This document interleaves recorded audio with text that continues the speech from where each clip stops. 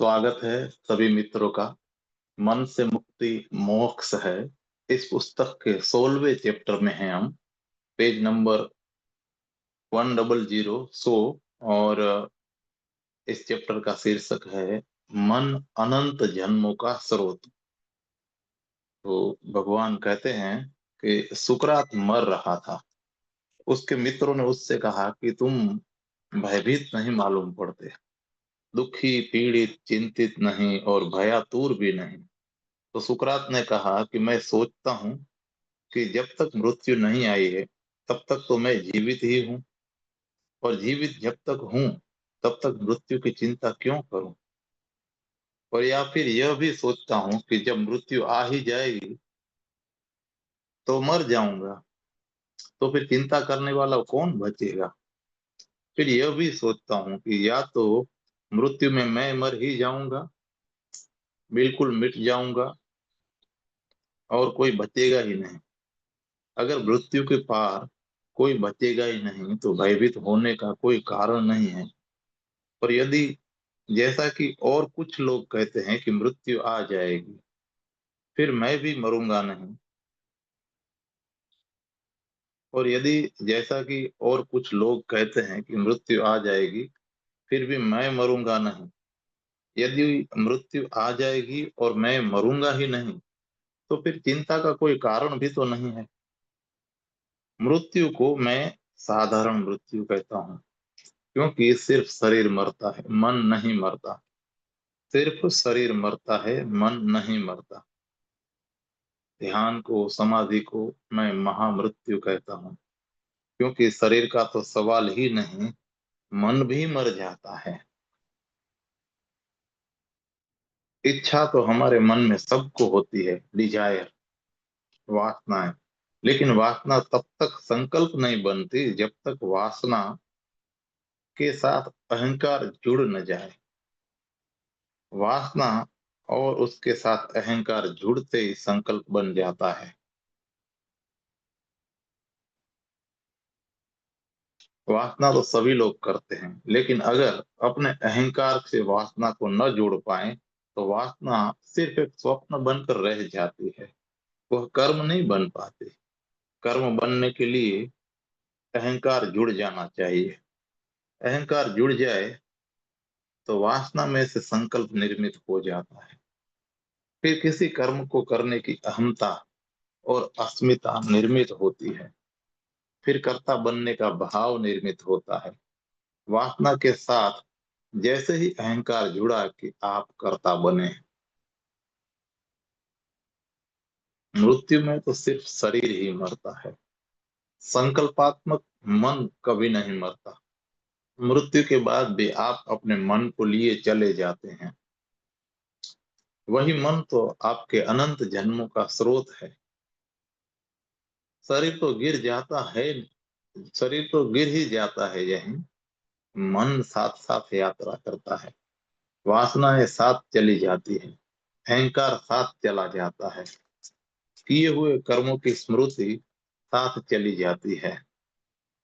करने थे जो कर्म और नहीं कर पाए, उनकी आकांक्षाएं साथ चली जाती है। पूरा मनो शरीर साथ चला जाता है। सिर्फ सिर्फ और सिर्फ देह गिरती है। सिर्फ फिजियोलॉजिकल, सिर्फ देहगत जो हमारा ढांचा है वह बर गिर जाता है मृत्यु में। लेकिन मन साथ चला आता है। वही मन फिर नए शरीर को पकड़ लेता है। वही मन अनंत शरीरों को पकड़ चुका है। वह अनंत शरीरों को पकड़ता चला भी जाता है। इसलिए ज्ञानी मृत्यु को वास्तविक मृत्यु नहीं करते, नहीं कहते, क्योंकि मृत्यु में भी तो कोई मरता नहीं। सिर्फ वस्त्र ही बदलते हैं। शरीर वस्त्र से ज्यादा नहीं है। इस बात को भी ठीक से समझ लें। साधारणतः हम सोचते हैं कि शरीर हमारा पहले आता है, फिर उसके भीतर मन जन्म लेता है।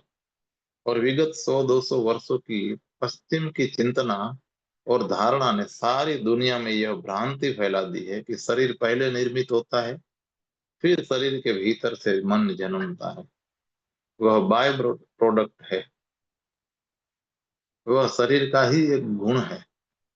ऐसे ही जैसे पुराने चार्वाकों ने कहा है कि शराब जिन चीजों से मिलकर बनती है, अगर उनको एक एक को आप ले लें तो नशा नहीं चढ़ेगा। उन सब के मिल जाने से ही नशा बाय प्रोडक्ट की तरह पैदा होता है। नशा का अपना कोई आगमन नहीं है कहीं से। नशा 5-10 चीजों के मिलने से पैदा होता है। 5-10 चीजों को अलग कर लें, नशा तिरोहित हो जाता है। और उन 5-10 चीजों को आप अलग अलग ले लें तो भी नशा नहीं चढ़ेगा। तो नशा उनके मिलन से, उनके बीच में पैदा होता है।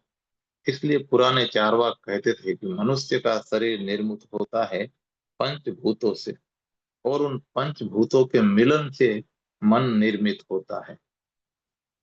उनके अनुसार मन एक बाय प्रोडक्ट है। पश्चिम का विज्ञान भी फिलहाल अभी जैसे अज्ञान की स्थिति में है, उसमें वह भी मानता है कि मन जो है वह शरीर के पीछे पैदा हो गई एक छाया मात्र है। लेकिन पूरब में जिन्होंने बहुत गहरी खोज की है, उनका कहना है कि मन पहले है और शरीर उसके पीछे छाया की तरह निर्मित होता है। इसे ऐसे समझे कि पहले आपके जीवन में कर्म आता है या पहले वासना आती है। पहले आती है वासना मन में, फिर बनता है कर्म। लेकिन बाहर से अगर कोई देखेगा तो पहले दिखाई पड़ता है कर्म, और वासना का अनुगमन करना पड़ता है। मेरे भीतर आया क्रोध, मैंने आपको उठकर चांटा मार दिया। क्रोध भीतर पहले आया, मन पहले, फिर हाथ उठा। शरीर ने कृत्य किया, लेकिन आपको पहले दिखाई पड़ेगा मेरा हाथ और चांटे का पड़ना। पीछे आप सोचेंगे कि जरूर इस आदमी को क्रोध आ गया है। पहले शारीरिक घटना दिखाई पड़ेगी, पीछे मन का अनुमान होगा। लेकिन वास्तविक जगत में पहले मन निर्मित होता है, पीछे वास्तविक घटनाएं घटती हुई मालूम पड़ती है। हमें भी जब एक बच्चा जन्म लेता है तो पहले शरीर दिखाई पड़ता है, लेकिन जो गहरा जानते हैं वे कहते हैं कि पहले मन है। वही मन इस शरीर को निर्मित करवाता है। वही मन इस शरीर को, ढांचे को, व्यवस्था को बनाता है। वह मन ब्लूप्रिंट है, वह बिल्ट इन प्रोग्राम है। इस जन्म में जब मैं मरूं तो मेरा मन एक ब्लूप्रिंट, एक नक्शा लेकर यात्रा करेगा। वही नक्शा नए शरीर को, नए गर्भ को भी निर्मित करेगा। और आप हैरान होंगे, साधारणतः हम सोचते हैं कि एक स्त्री और एक पुरुष संभोग में रत होते हैं, तो जब वे संभोग में रत होते हैं तब शरीर निर्मित हो जाता है, फिर एक आत्मा प्रवेश कर जाती है। लेकिन गहरे देखने पर पता चलता है कि जब कोई आत्मा प्रवेश करना चाहती है, तब दो स्त्री पुरुष संभोग करने के लिए आतुर होते हैं। लेकिन पहले हमें शरीर दिखाई पड़ता है। मन का तो हम अनुमान ही करते हैं। मन की तरफ जिन्होंने गहरी खोज की है वे कहते हैं कि पहले गर्भातुर गर्भ लेने के लिए आतुर आत्मा जब आपके आसपास परिभ्रमण करने लगती है, तब भी संभोग की आतुरता जन्मती है।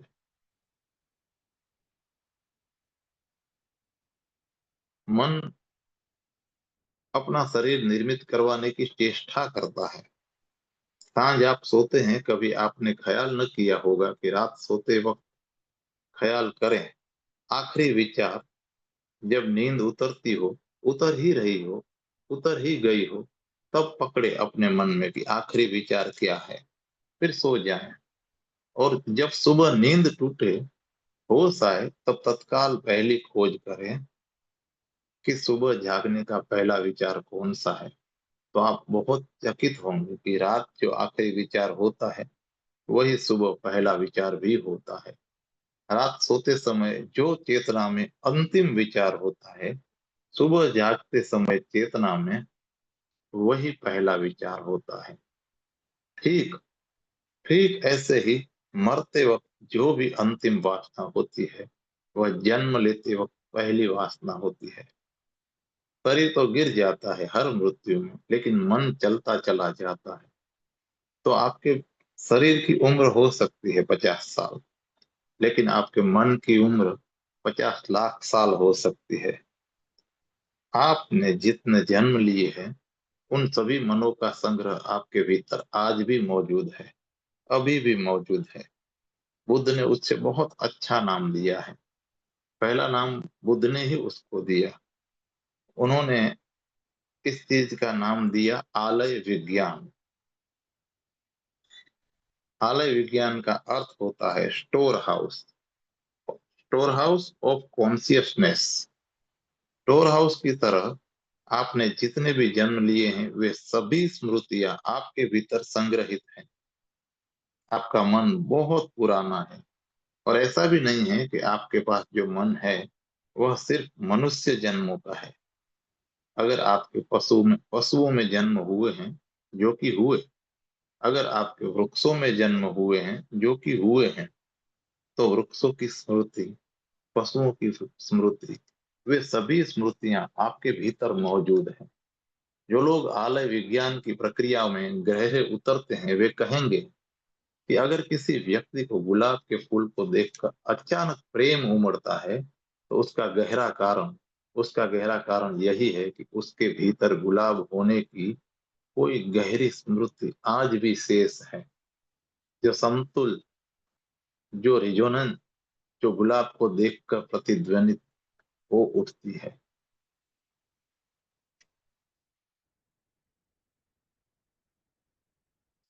अगर एक व्यक्ति कुत्ते को बहुत प्रेम किए चला जा रहा है, तो बिल्कुल आकस्मिक नहीं है।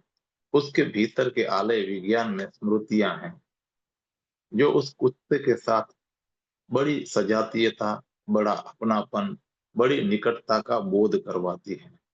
हमारे जीवन में जो भी घटता है वह आकस्मिक नहीं है, कुछ भी एक्सीडेंटल नहीं है। उसकी गहरी कार्य कारण की प्रक्रिया पीछे काम करती है। मृत्यु में शरीर गिरता है, लेकिन मन यात्रा करता चला जाता है, और मन संग्रहित होता चला जाता है। इसलिए आपके मन में कई बार ऐसे रूप आपको दिखाई पड़ेंगे जिनको आप कहेंगे कि ये मेरे नहीं है। आपको भी कई बार लगेगा कि कुछ काम आप ऐसे कर लेते हैं जिनको आपको कहना पड़ता है, इन स्पाइट ऑफ मी, मेरे बावजूद ये हो गया। एक आदमी का किसी से झगड़ा होता है, और वह दांत से उसकी चमड़ी काट लेता है। पीछे वह सोचता है कि मैं और दांत से चमड़ी काट सका, मैं कोई जंगली जानवर हूं। आज वह नहीं है, कभी वह था। और किसी क्षण में उससे भीतर की स्मृति किसी क्षण में उसके भीतर की स्मृति इतनी सक्रिय हो सकती है कि वह बिल्कुल पशु जैसा व्यवहार करे।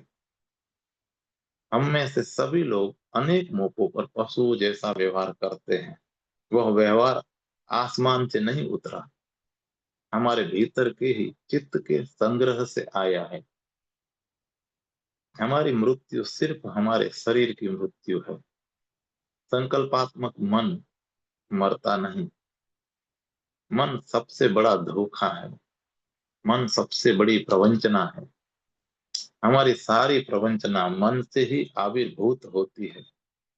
हम सब शेख चिल्लियों से ज्यादा नहीं, और मन इतना कुशल है कि कभी भी एक सतह तक हमें गहरे में नहीं देखने देता। हमें पता चल जाए कि हम धोखा खा रहे हैं, इससे पहले कि पता चले, मन नया धोखा निर्मित कर देता है। इससे पहले कि पुराना धोखा टूटे, मन नए धोखे के भवन बनाता जाता है, और कहता है कि यहाँ आ जाओ, यहाँ विश्राम करो। एक आकांक्षा पूरी होती है अगर मन एक क्षण भी खेप दे दे, एक क्षण भी अगर अंतराल दे दे, तो आपको पता चल जाए कि जिस वासना को पूरा करने के लिए इतनी पीड़ा झेली, वह पूरा करके कुछ भी हाथ नहीं आया, रात भी हाथ में नहीं आई है। लेकिन मन इतना अंतराल देता नहीं है, इतना मौका नहीं देता है, इधर आकांक्षा पूरी भी नहीं हो पाती कि मन दूसरी आकांक्षा के बीज बोना शुरू कर देता है। इधर एक आकांक्षा पूरी होकर व्यर्थ होती है कि नए अंकुर वासना के मन खड़े कर देता है। दौड़ फिर पुनः पुनः शुरू हो जाती है। कभी भी मौका नहीं देता विश्राम का, विराम का, कि आप देख पाए कि किस धोखे में पड़े हैं आप। पैर के नीचे से जमीन का एक टुकड़ा हटता है तो गड्ढे को नहीं देखने देता, वह नया जमीन का टुकड़ा दे देता है कि इसके सहारे खड़े रहो। बुद्ध एक छोटी सी और बड़ी मीठी कहानी कहा करते थे, वो मैं आपसे कहना चाहता हूँ। सुनी भी होगी, लेकिन शायद इस अर्थ में सोची नहीं होगी। बुद्ध कहते थे कि भाग रहा है एक आदमी जंगल में। दो कारणों से आदमी भागता है, या तो आगे कोई चीज खींचती हो, या पीछे कोई चीज उसे धकाती हो, या तो आगे से कोई पुल खींचता हो, या पीछे से कोई पुश धक्का देता हो। वह आदमी दोनों ही कारणों से भाग रहा था। गया था जंगल में हीरो की खोज में। कहा था किसी ने कि हीरे की खदान है, इसलिए दौड़ रहा था। लेकिन अभी अभी उसकी दौड़ बहुत तेज हो गई थी, क्योंकि पीछे एक सिंह उसके लग गया था। हीरे तो भूल गए थे, अब तो किसी तरह इस सिंह से बचाव करना था। भाग रहा था बेतहासा, और उस जगह पहुंच गया जहां आगे का रास्ता समाप्त हो गया था। गड्ढ था, भयंकर, रास्ता समाप्त था, लौटने का कोई उपाय न था। लौटने को उपाय कहीं भी नहीं है, किसी जंगल में और किसी भी रास्ते पर नहीं है। और चाहे हीरो के लिए भागते हो या चाहे कोई मौत आपके पीछे पड़ी हो, इसलिए भागते हो, लौटने का कोई उपाय कभी कहीं नहीं है। असल में लौटने के लिए रास्ता बचता ही नहीं। समय में सब पीछे के रास्ते नीचे गिर जाते हैं। पीछे नहीं लौट सकते, एक इंच पीछे लौटना नहीं हो सकता है। वह भी नहीं लौट सका था, क्योंकि पीछे सिंह लगा था और सामने रास्ता समाप्त हो गया था। बड़ी घबराहट में कोई उपाय न देखकर, जैसा निरुपाय आदमी करे, वही उसने भी किया। गड्ढे में लटक गया, एक वृक्ष की जड़ों को पकड़कर। सोचा कि तब तक सिंह निकल जाए तो वह निकल के वापस आ जाएगा। लेकिन सिंह ऊपर आ गया और प्रतीक्षा करने लगा। सिंह की भी अभी अपनी वासना है। उसने सोचा कभी तो ऊपर आओगे। जब देखा कि सिंह ऊपर खड़ा है और प्रतीक्षा करता है, तब उस आदमी ने नीचे झांका। नीचे देखा कि एक पागल हाथी चिंधाड़ रहा है। तब उसने कहा कि अब कोई उपाय नहीं है। उस आदमी की स्थिति हम समझ सकते हैं, कैसे वह संताप में पड़ गया होगा। लेकिन इतना ही नहीं, संताप जिंदगी में अनंत है। कितने ही आ जाएं तो भी कम है। जिंदगी और भी दे सकती है। तभी उसने देखा कि जिस शाखा को वह पकड़े हुए है, वह कुछ नीचे झुकती जाती है। ऊपर आंखें उठाई उठाई तो दो चूहे उसकी जड़ों को काट रहे थे। बुद्ध कहते हैं एक सफेद चूहा था, एक काला चूहा था। जैसे दिन और रात आदमी की जड़ों को काटते चले जाते हैं, तो हम समझ सकते हैं कि उसके प्राण कैसे संकट में पड़े होंगे। लेकिन नहीं, आदमी की वासना अद्भुत है, और आदमी के मन की प्रवंचना का खेल अद्भुत है। तभी उसने देखा कि ऊपर एक मधुमक्खी का छत्ता है, और मधु की एक एक बूंद टपकती है। फैलाई उसने भी जीभ अपनी, मधु की एक बूंद जीभ पर टपकी। आंखें बंद की और कहा धन्य भाग, बहुत मधुर है। उस क्षण में न ऊपर सिंह रहा, न नीचे तिंदाड़ता हाथी रहा, न जड़ों को काटते हुए चूहे रहे, न कोई मौत, न कोई भय रहा। एक क्षण को वह मधुर, कहा उसने, बहुत मधुर है, मधु बहुत मधुर है। बुद्ध कहते हैं कि हर आदमी इसी हालत में है, लेकिन मन मधु की तरह एक एक बूंद टपकाए चला जाता है। आंखें बंद करके आदमी कहता है कि बहुत मधुर है। स्थिति यही है, सिचुएशन यही है, पूरे वक्त सबकी स्थिति यही है। नीचे भी मौत है, ऊपर भी मौत है। जहाँ जिंदगी है वहां सब तरफ मौत ही मौत है। जिंदगी सब तरफ मौत से गिरी है, और प्रतिपल जीवन की जड़ें कटती जा रही है। अपने आप ही जीवन रिक्त हो रहा है, चुक रहा है, एक एक दिन एक एक पल। और जीवन की जैसे कि रेत की घड़ी होती है, और एक एक क्षण रेत नीचे गिरती चुकती जाती है, ऐसे ही जीवन के समय, जीवन से समय चुकता जाता है और जीवन खाली होता जाता है। लेकिन फिर भी एक बूंद गिर जाए अगर मधु की, स्वप्न निर्मित हो जाते हैं, आंखें बंद हो जाती है, मन कहता है कैसा मधुर है। और जब तक एक बूंद चूके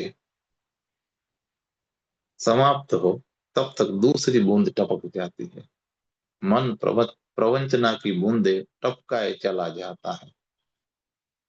समाधि के द्वार पर मन शून्य हो जाता है, विचार बंद हो जाते हैं, चित्त के कल्प विकल्प विलीन हो जाते हैं, चित्त की तरंगे निस्तरंग हो जाती है, मन होता ही नहीं। जहाँ मन नहीं है वहीं समाधि है। मैंने कहा कि समाधि का एक अर्थ तो साधु मर जाए तो उसकी कब्र को हम कहते हैं समाधि। और समाधि का दूसरा अर्थ है जहाँ समाधान है, जहाँ कोई समस्या नहीं है। यह भी बड़े मजे की बात है कि जहाँ मन है वहाँ समस्या और समस्या और समस्या, समाधान कभी नहीं है। मन समस्याओं को पैदा करने की एक बड़ी कीमिया है। जैसे वृक्षों पर पत्ते लगते हैं, ऐसे मन से समस्याएं, ऐसे मन में समस्याएं लगती है, समाधान कभी नहीं लगता। मन के तल पर कोई समाधान कभी नहीं लगता। जहां मन खो जाता है वहीं समाधान है।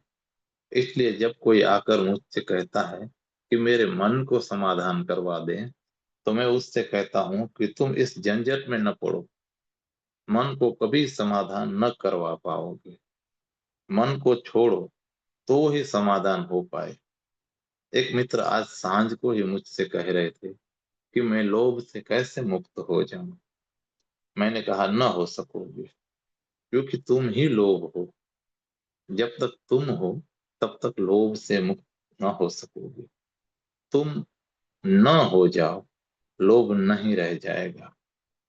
मन का कभी समाधान नहीं होता, बल्कि मन नहीं होता तब समाधान होता है। इसलिए कहते हैं उसे समाधि। जहां सब समाधान आ गया, जहां कोई समाधान, जहां कोई समस्या न रही।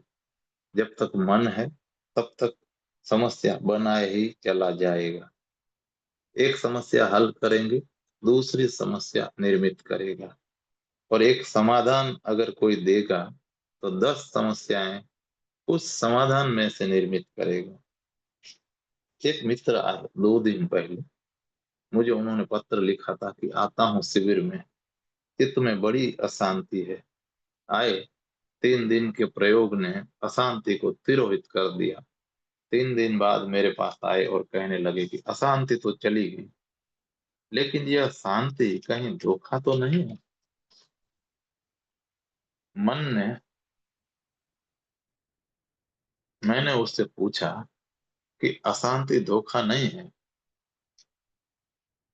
ऐसा कभी मन ने कहा था कि नहीं। उन्होंने कहा कि मन ने ऐसा कभी नहीं कहा। कितने दिन से अशांत हैं? तो उन्होंने कहा कि सदा से अशांत हूं। लेकिन मन ने कभी यह नहीं कहा कि अशांति धोखा है। अभी 3 दिन से शांत हुए हैं तो मन कहता है कि कहीं कहीं यह शांति धोखा तो नहीं। मन बहुत अद्भुत है। अगर परमात्मा भी आपके मन को मिल जाए तो मन कहेगा कि पता नहीं असली है कि नकली। अगर मन मौजूद है तो, इसलिए परमात्मा मन के रहते मिलता नहीं। क्योंकि मन उसको भी बड़ी दिक्कत में डाल देगा। मन को अगर आनंद भी मिल जाए तो भी संदिग्ध होता है, पता नहीं है या नहीं। मन संदेह निर्मित करता है, शंकाएं निर्मित करता है, समस्याएं निर्मित करता है, चिंताएं निर्मित करता है। फिर भी मन को हम इतने जोर से क्यों पकड़ते हैं? अगर मन सारी बीमारियों की जड़ है, जैसा कि समस्त जानने वाले कहते हैं, तो फिर हम मन को इतने जोर से क्यों पकड़े हुए हैं? मन को हम इसलिए जोर से पकड़े हैं क्योंकि हमको डर है कि अगर मन नहीं रहा तो हम न रहेंगे। असल में हमने जाने अनजाने में मन को अपना होना समझ रखा है, आइडेंटिटी कर रखी है। समझ लिया है कि मैं मन हूँ। जब तक आप समझेंगे कि मैं मन हूँ, तब तक आप समस्त बीमारियों को पकड़े बैठे रहेंगे, छाती से लगाए बैठे रहेंगे। आप मन नहीं हैं। आप तो वह हैं जो मन को भी जानता है, जो मन को भी देखता है, जो मन को भी पहचानता है। पीछे हटना पड़ेगा, थोड़ा मन से पीछे हटना पड़ेगा, थोड़ा दूर होना होगा, थोड़ा पार उठना पड़ेगा, जरा किनारे खड़े होकर मन की धारा को देखना पड़ेगा कि वह रही मन की धारा। आप मन नहीं है, लेकिन समझा हमने यही है कि मैं मन हूँ। जब तक आप समझे हैं कि मैं मन हूँ, तब तक आप मन को छोड़ेंगे कैसे? क्योंकि वह तो प्राणघाती हो जाएगी बात। मन को छोड़ना मतलब मरना हो जाएगा। तो फिर आप मन को नहीं छोड़ सकेंगे। मन को वही छोड़ सकते हैं जो जान ले कि मैं मन नहीं हूँ। समाधि का पहला चरण यह अनुभव है कि मैं मन नहीं हूँ। जब यह अनुभव गहरा होने लगता है और इतना गहरा हो जाता है कि यह आपकी स्पष्ट अनुभूति हो जाती है कि मैं मन नहीं हूँ। जिस दिन यह अनुभूति पूर्ण होती है, उसी दिन मन तिरोहित हो जाता है। मन उस दिन उसी तरह तिरोहित हो जाता है जैसे किसी दिए का तेल चुक जाए।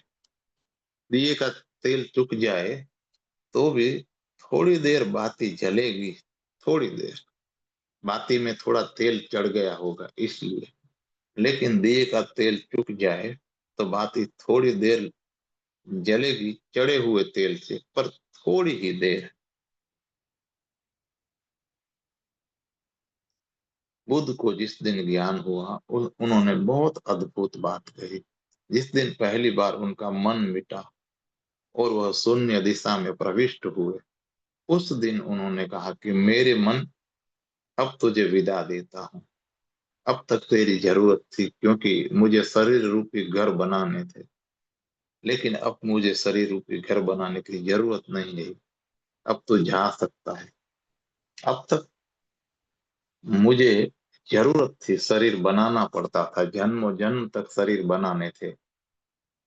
तो वह मन के आर्किटेक्ट को, वह मन के इंजीनियर को पुकारना पड़ता था। उसके बिना कोई शरीर का घर नहीं बन सकता था। आज तुझे विदा देता हूँ क्योंकि अब मुझे शरीर के बनाने की कोई जरूरत न रही। अब मुझे अपना परम निवास मिल गया है। अब मुझे कोई घर बनाने की जरूरत नहीं। अब मैं वहीं पहुंच गया हूँ जो मेरा घर है। अब मुझे बनाने की कोई जरूरत न रही। अब मैं असृष्ट स्वरूप के घर में पहुंच गया हूँ, स्वयं में पहुंच गया हूँ, निजता में। अब मुझे कोई घर बनाने की जरूरत नहीं। अब हे मन तो जा सकता है। अगर हृदय तक पहुंच जाए बात, समझ में आ जाए यह बात, इंटेलेक्चुअल अंडरस्टैंडिंग नहीं, केवल बौद्धिक समझ नहीं, यह प्राणगत समझ में आ जाए कि सच ही मन सिवाय धोखे के और कुछ भी नहीं है, तो आपकी जिंदगी एक नई यात्रा पर, एक नई क्रांति में प्रवेश कर जाएगी। मन मरते दम तक करता चला जाता है संकल्प, हालांकि किसी चीज से कुछ भी मिलता नहीं। मन हारे तो मुसीबत में डालता है, जीते तो भी मुसीबत में डालता है। मन की हालत जुआरियों जैसी है। जुआरी हार जाए तो सोचता है एक दांव और लगा लूं, शायद जीत जाऊं। और जीत जाए तो सोचता है कि अब चुकना ठीक नहीं है, एक दांव और लगा लूं, जब जीत ही रहा हूं। इसलिए जुआरी कभी जीत कर नहीं लौटता है। जीतता है तो और लगाता है, क्योंकि जीतने से आशा बढ़ जाती है। जब तक हार न जाए तब तक जीतना कहता है और दांव लगा लो। हार जाए तो मन कहता है कि हार गए, हार कर लौटना उचित नहीं, एक दांव और देख लेते हैं, कौन जाने जीत हो जाए। मन जुआरी की तरह है। इस सूत्र को हमेशा स्मरण में रखना कि जब मन दांव लगाने की बात करे, हार जीत की बात करे, तो कहना कि मेरे संकल्पात्मक मन, अपने किए हुए का स्मरण कर। इससे कर्म के प्रति जो भारी लगाव है वह हमेशा के लिए क्षीण होना शुरू हो जाएगा, और कर्ता होने की जो जड़ता है वह टूटेगी, और समाधि की ओर कदम बढ़ सकेंगे, ध्यान की ओर यात्रा हो सकेगी। ध्यान रखें, मन के साथ मूर्छा नहीं चलेगी, मन के साथ बेहोशी नहीं चलेगी। अगर आप बेहोशी चले जाते हैं मन के साथ, मूर्छित ही चले जाते हैं मन के साथ, तो मन पुनरुक्त करता ही रहेगा। जो उसने कल किया था वही आने वाले कल करेगा। यह बात मैं आपसे कहना चाहूंगा, शायद आपके ख्याल में न हो कि आपका मन कोई भी नए काम नहीं करता, बस उन्हीं उन्हीं कामों को पुनरुक्त करता चला जाता है। कल भी क्रोध किया था, परसों भी क्रोध किया था, और मजा यह है कि परसों क्रोध करके भी पछताए थे कि अब न करेंगे, और कल भी क्रोध करके पछताए थे कि अब न करेंगे। आज भी क्रोध किया है, आज भी पछताए हैं कि अब न करेंगे। क्रोध भी पुराना है, पश्चाताप भी पुराना है, रोज उसको दोहराए चले जाते हैं। अगर क्रोध न छूटता हो तो कम से कम पश्चाताप ही छोड़ दें, कहीं से तो पुराना टूटे। लेकिन नहीं, क्रोध भी जारी रहेगा, पश्चाताप भी जारी रहेगा, वही वही दोहरता रहता है। पूरी जिंदगी एक रिपीटेशन है। कोलू के बेल से वह जरा भी भिन्न नहीं है। लेकिन कोलू के बेल को भी शक पैदा होता है कि वह बड़ी यात्रा कर रहे हैं, क्योंकि आंखें बंधी होती हैं और पैर चलते रहते हैं।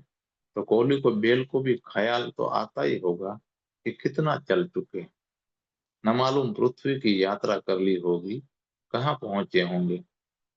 मन भी कोहली को बेल की तरह ही चलता है वर्तुल में। वही कर रहे हैं आप रोज।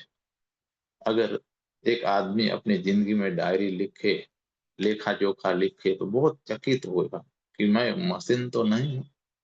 वही वही दोहराए चला जाता है। वही सुबह है, वही उठना है, वही सांझ।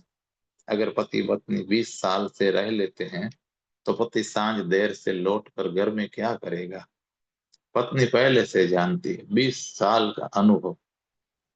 पति जो भी कहेगा उसका परिणाम पत्नी पर होगा, वह पति जानता है। फिर भी पति वही कहेगा और पत्नी वही कहेगी। इस तरह मन की यांत्रिकता में जो डूब कर मूर्छित होकर चल रहा है, उसे कितने ही अवसर मिले, वह सारे अवसर चूकता जाएगा। अवसर हमें कब नहीं मिलते हैं, अवसर बहुत हैं, लेकिन हम हर अवसर को चूक जाते हैं। हम अवसर चूकने में कुशल हैं। जिंदगी रोज रोज मौका देती है कि तुम नए हो जाओ, मत करो पुराना, लेकिन हम फिर पुराना करते हैं। क्यों? यह क्यों होता होगा ऐसा? अपने किए हुए का स्मरण कर। यह सूत्र हमारे ख्याल में नहीं है। जब आप कल क्रोध करें, तो क्रोध करने के पहले अपने मन से कहना कि मेरे मन, अपने पहले किए हुए क्रोधों को स्मरण कर।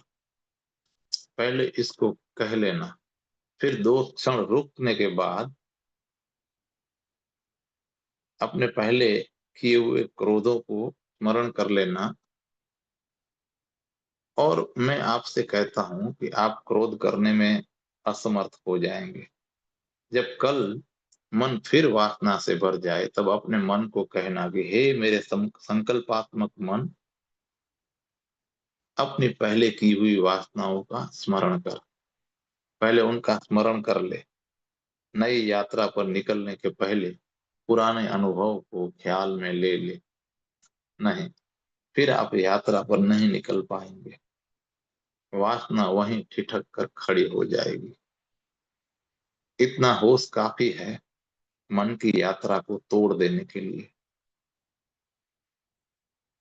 दोस्तों, यह चैप्टर ओशो की पुस्तक ईशावास्य उपनिषद अध्याय नंबर 99 के सार से संकलित किया हुआ है। बहुत-बहुत धन्यवाद। हम आगे के चैप्टर नंबर 17 की तरफ बढ़ते हैं।